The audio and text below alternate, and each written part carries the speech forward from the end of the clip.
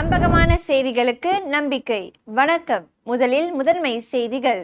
அகநிவதி பிரச்சனையை கையாள 4 அமைச்சகங்கள் சிறப்பு குழுவில் ஈடுபட்டுள்ளன. ஒன் அஹ்மத் ஃபைசால் நீக்கப்படுவதற்கு வாக்களித்தது கோழைத்தனமான செயல். மலேசியாவில் புற்றுநோய் சம்பவங்கள் அதிகரிப்பு. சுரங்கப்பாதை வழக்கு லிம்குவானின் மனு நிராகரிக்கப்பட்டது. நூர் ஃபாரா கர்த்தினி அப்துல்லா கொலை வழக்கு புதிய இடத்தில் ஆதாரங்களை தேடும் பணியை காவல்துறை தொடங்கியுள்ளது. நாட்டில் இணைய பகடிவதை தொடர்பான பிரச்சினைகளை தீர்க்க சிறப்பு குழுவை அமைக்க அரசு ஒப்புக்கொண்டதாக தகவல் தொடர்பு அமைச்சர் ஃபாமி ஃபட்சில் தெரிவித்தார்.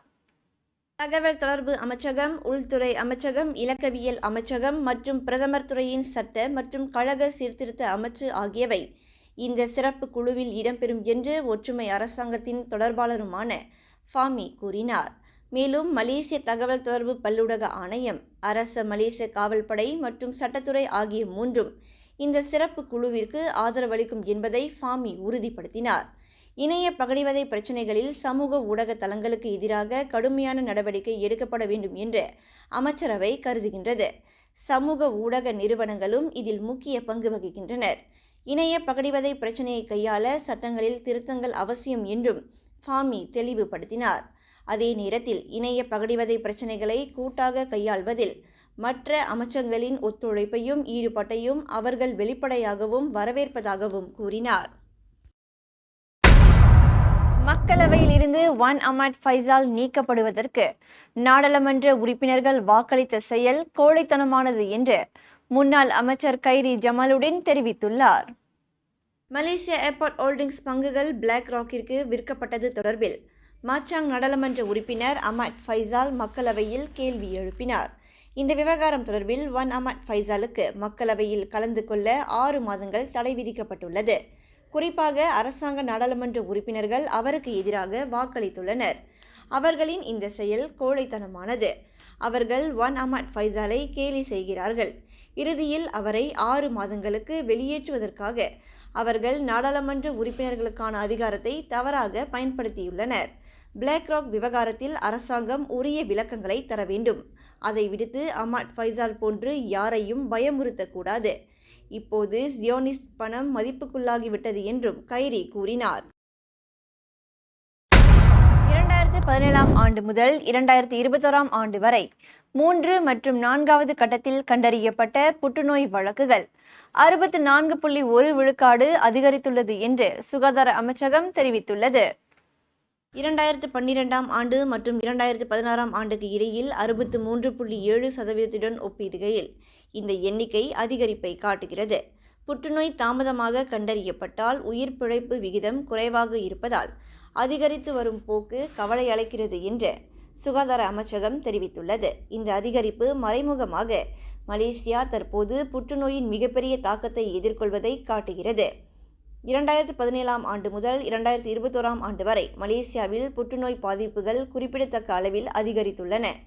எனவே இந்த தரவை திட்டமிடுவதில் மூலோபாயமாக பயன்படுத்துவதன் மூலம் புற்றுநோயை தடுப்பது, கட்டுப்படுத்துதல் மற்றும் சிகிச்சையில் நோயாளிகள் தீவிரமாக ஈடுபடுவது முக்கியம் என்று சுகாதார அமைச்சகம் ஓர் அறிக்கையில் தெரிவித்தது.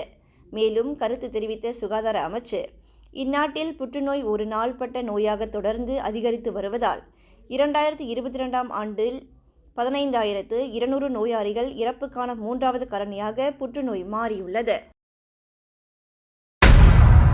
பினாங்கில் கடலுக்கடியில் சுரங்கப்பாதை திட்டம் தொடர்பான ஊழல் குற்றச்சாட்டுகளை தள்ளுபடி செய்ய வேண்டும் என லிம் குவான் முன்வைத்த மனுவை தேசிய சட்டத்துறை அலுவலகம் நிராகரித்தது. கோலாலம்பூர் செஷன்ஸ் நீதிமன்றத்தில் அரசு தரப்பு துணை வழக்கறிஞர் ஒன் ஷஹருடின் ஒன் லாடின் இம்முடிவை அறிவித்தார்.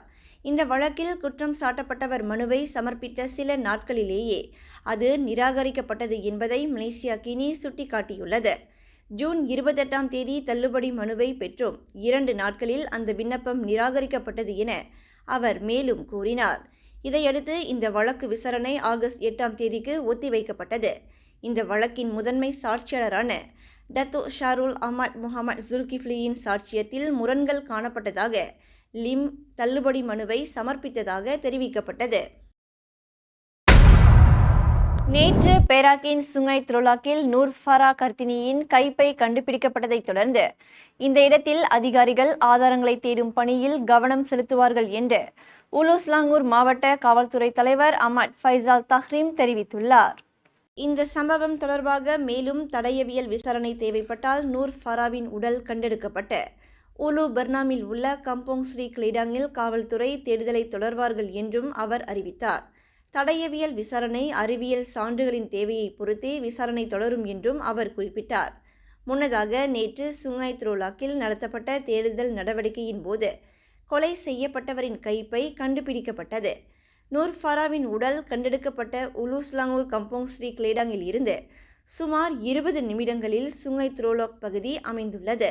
முன்னதாக கம்போங் ஸ்ரீ கிளேடாங்கில் கொல்லப்பட்ட நூர் ஃபராவிற்கு சொந்தமானதாக நம்பப்படும் கைபேசி கிடைத்தது.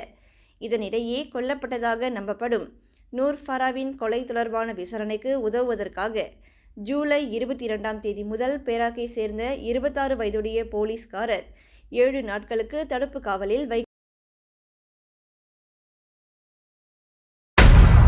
நம்பிக்கை செய்திகள் நிறைவடைகின்றன. மலேசியா உட்பட அனைத்து செய்திகளையும் உடனுக்குடன் தெரிந்து கொள்ள நம்பிக்கை ஊடகத்துடன் தொடர்ந்து இணைந்திருங்கள். வணக்கம்.